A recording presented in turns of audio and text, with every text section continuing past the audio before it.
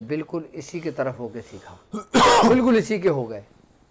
अच्छा, अब टाइम हमारा बहुत तेज़ी से निकल रहा है, तो अब मैं ऐसा तरीक़ेकार आप लोगों को समझा देता हूँ कि जो आपने कुछ पढ़ना नहीं है, आपने कुछ करना नहीं है, सिर्फ़ और सिर्फ वो चीज़ें आपने इस्तेमाल करना है और उसके ज़रिए आप उसको जब करेंगे मरीज़ के ऊपर अप्लाई, तो उसी वक्त वो चीज़ जल जाएगी। अब तरीक़ेकार क्या है, नोट करें।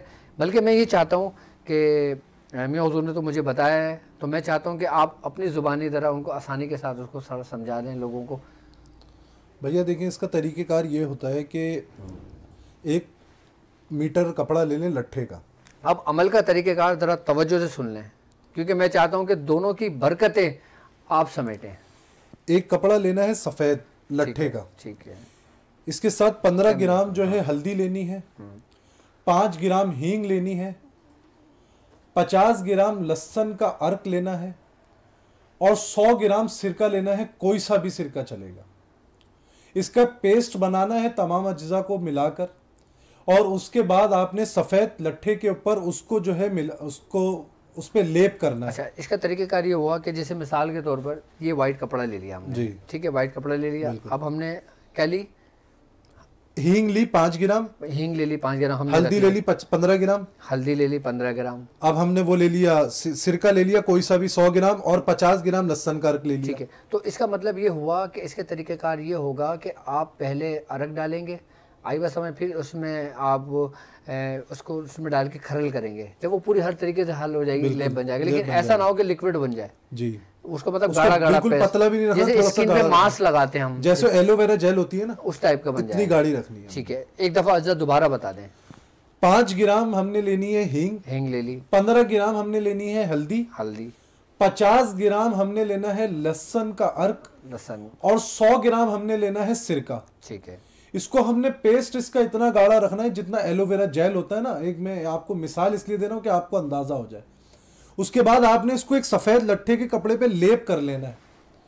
उस लट्ठे के कपड़े के आपने 3 हिस्से बना लेने हैं, और 3 हिस्सों में से एक हिस्से का आपने बनाना है फलीता, और फलीता बना के आपने ये करना है कि जो भी इंसान जिसके ऊपर किसी किस्म का भी जिन्नात, शैतान, हमजात, मौक्कल, ऐवान, कुछ भी उसके ऊपर जो है ना वो मुसल्लत है, अब इसमें अरवाह खबीसा की भी कोई भी किस्म हो उसके शख्स के ऊपर मुसल्लत, आपने इसको जलाना है इस कपड़े को, और उस मरीज के पास ले जाके उसकी नाक के पास रख देना है, या उसको लेके खड़े हो जाना है। अच्छा, जब आप ये अमल करेंगे तो जो मरीज होगा वो बेइंतहा शिद्दत इख्तियार कर जाएगी, उसकी कैफियत इतनी शिद्दत इख्तियार कर जाएगी कि 3-3, 4-4 आदमी भी जो है ना उस पे जो है उसको काबू नहीं कर पाएंगे। लेकिन आपने ये प्रोसेस सिर्फ और सिर्फ 7 से 10 मिनट का प्रोसेस होगा। आपने ये काम करना है और किसी भी हद पे वो जाए आपने उसको पकड़ना है, उसको बिठा के रखना है और उसको सुंघाना है। वो मतलब ये कि जब वो ये काम किया जाएगा ना तो वो बहुत ज्यादा तंग और परेशान करेगा, बहुत ज्यादा शिद्दत इख्तियार हो जाएगी उसकी कैफियत। अच्छा, इसमें एक काम और आप कर सकते हो ना कि जब आप ये फलीदा बना लिया, मिसाल आपने ये फलीदा तैयार कर लिया, पूरा लिखना कुछ भी नहीं है, सिर्फ आपने लेप किया, आपने इसको इस तरीके से देखें फोल्ड कर दिया, जैसे मैं फोल्ड कर रहा हूँ, ये आपने इस तरीके से फोल्ड करके ये फलीदा बना लिया, ठीक है। अब आपने करना ये कि कानों में उसको रुइयाँ दे दें। अब जब कानों में रुइयाँ देंगे ना तो कोई एयर उसके कान जिस्म के अंदर दाखिल नहीं होगी। आपने ये कर लेना, उसके बाद फिर यहाँ से जला के उसके नाक के करीब ऐसे लेके जाएंगे। जब ऐसे लेके जाएंगे ना तो एकदम यूँ करके बेहोश हो जाएगा, पीछे की तरफ गिर जाएगा। वो बहुत पहले तो बहुत आपको जोर आवर करेगा, तकलीफ देगा, परेशान करेगा, लेकिन जब वो धुआं अंदर जाएगा ना वो समझ लें कि उसी वक्त बेहोश हो जाएगा। अच्छा, एक चीज़ भैया मैं आप इसमें जो है ना मैं लोगों को और बताता चलूं कि एक काम इन्होंने और करना है, जब वो लेप बना के कपड़े पे लगा देंगे ना उसके बाद उस कपड़े को सुखाना भी है। बिल्कुल, पहले उस कपड़े को सुखाएंगे, जब कपड़ा मुकम्मल तौर पे सूख जाएगा उसके बाद उसका फलीता बनाना है, उसके बाद इसी तरतीब से जलाना है। और वो मरीज जिसके ऊपर कोई भी चीज़ ऐसी हाजिर होगी वो मरीज गिर जाएगा। उसके बाद आप आयतल कुर्सी पढ़ लें, बेहतरीन अमल है जादू ज़दा जिन्नात ज़दा मरीज को होश में लाने के लिए। 7 मरतबा आयतल कुर्सी पढ़ के पानी पे दम करें उस मरीज को, उसका छींटा दें, मरीज फौरन उठ जाएगा। उसके बाद उस मरीज को वही पानी पिला दें, फिर रात में देखें उस मरीज की कैफियत की क्या बनती है। ये काम आप मगरिब के फौरन बाद करें या असर और मगरिब के दरमियान करें। उसके बाद आप रात तक इस मरीज की कैफियत देखें कि इस मरीज की कैफियत क्या है। अगर आपको थोड़े बहुत भी असरात उसके ऊपर जाहिर हो रहे हैं, अगर कोई मर्द है तो मर्द के लिए, मरीज मर्द है तो मरीज के सीधे बाजू पे लाल कपड़े में, उसको जो कपड़ा होगा उसको लाल कपड़े में लपेट के उस मरीज के सीधे बाजू पे बांध दिया जाए।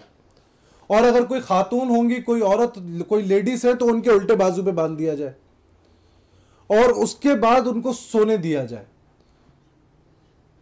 जब वो सो के उठे तो सुबह उठ के उनके पूरे जिस्म पर मल कर उस कपड़े को जला दिया जाए। इंशाअल्लाह ताला कितना ही सरकश जिन्नात, कितना ही कोई हमजात मुसल्लत किया गया हो, जिन्नात मुसल्लत किया गया हो, कोई ऐवान मुसल्लत किया गया हो, इंशाअल्लाह वो ख़त्म हो जाएगा, जल जाएगा।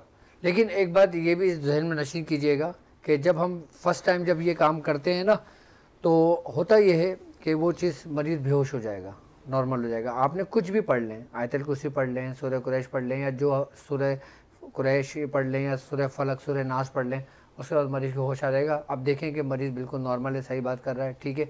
उसके बाद एहतियात के तौर पे हमने उसके वजूद से तो निकाल दिया, उसको जला दिया। अब एक चीज़ निकल के चली गई, अब जब वो चीज़ निकल के गई ना तो उसका असर हमारे वजूद पर होगा, यानी कि उसकी कैफियत होगी। जिस तरीके से इंसान का जब बुखार उतरता है तो उसका जिस्म टूटता है, या जब इंसान कोई नशा करता है, नशा जब उतरता है तो उसका जिस्म टूटता है, या इंसान कोई सफ़र से आता है तो उसका जिस्म टूटता है। तो जब ये चीज़ जलती है ना तो फिर इंसान के वजूद के अंदर नुक्स पैदा होता है, यानी कि हड्डियाँ दुखने लगती हैं, जिस्म दुखने लगता है। तो फिर रात में आप इसी फलीते को, दूसरे फलीते को लेंगे, उसके उल्टे बाजू पे बांध देंगे और उसको बोलेंगे सो जाओ। जब वो सुबह सो के उठेगा, नींद पूरी सुकून से लेगा वो, यानी कि ऐसा सोएगा, वो बोलेगा कि मैं कई सालों बाद पहली दफ़ा इतनी सुकून की नींद सोया हूँ। सुबह उठे, उसी फलीते को निकाले, अपने पूरे जिस्म से मले और उसको जला दे, थकन हो जाएगा। अब उसका बुखार भी कम हो गया, उसका जिस्म जो दर्द था वो भी कम हो गया, लेकिन उसकी कैफियत रही है कि जैसे इंसान बीमारी की वजह से उठता है उसका जिस्म परेशान करता है, कमज़ोरी हो जाती है। फिर डॉक्टर्स कहते हैं उसको अच्छी ग़िज़ा दो, अच्छी खुराक दो, ये कुछ करो। आई बात समझ में। फिर जब तीसरा होगा ना, फिर उसी दिन मगरिब से पहले पहले उसी तरीके से बना के उसको जला दो, तो इसका जिस्म से असर भी ख़त्म हो जाएगा, उसका दिमाग भी रिलैक्स हो जाएगा, और वो मेमोरी जो वो लॉस कर चुका है वो रिकवर होने शुरू हो जाएगी। मतलब ये ऐसा ज़बरदस्त अमल है जो मैं हुज़ूर ने तालीम करा था, जिसको भी बताया ना उसको बहुत फ़ायदा हुआ है अल्हम्दुलिल्लाह। मतलब ये कि ये आम लोगों के लिए ना किसी नेमत से कम नहीं है। बिल्कुल। क्योंकि जब इंसान, जब किसी को कोई परेशान होता है ना, किसी के बेटे के ऊपर, किसी के घर के ऊपर, जब किसी के ऊपर कोई जिन्नात आसे मुंतकिल होते हैं, तो उनके घर वाले की जो कैफियत होती है वो ये बोलते हैं कि अल्लाह के वास्ते इसको हमारी जान छुड़ाओ इससे। मतलब ये कि एक तरीके से अगर देखा जाए तो हमने जो बाजारी जो लोग हैं ना, उनके समझ लें कि ये तरीक़ेकार लोगों को बताकर उनकी दुकानों पर ताले लगा दिए। भैया बात ये है कि हमारी अव्वलीन कोशिश ये है कि हमारी तरफ से, हमारी वजह से कोई एक काम ऐसे हो जाए जिससे खल्क राज़ी हो जाए और खल्क का खालिक राज़ी हो जाए। बिल्कुल, अल्हम्दुलिल्लाह। और ये बात याद रखिएगा कि जो लोग आम लोग हैं, जो लोग करना चाहें तो इसकी हमारी तरफ से उसकी इजाज़त है। और बाकी अगर कोई मज़ीद इसके बारे में जानना चाहता है तो वो मज़ीद पूछ सकता है। कमेंट्स नंबर आपके स्क्रीन पर चल रहा है, आप अपना नाम, अपने वालिदा का नाम लेके अपने मसाइल भी हमसे डिस्कस कर सकते हो। और एक बात याद